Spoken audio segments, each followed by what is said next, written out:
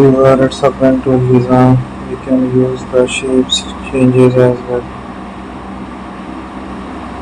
We will try to make the designs here, explore the shapes, add the further points. We will use a structure. I will try the different options here. Use their shapes. Add some razor tool there.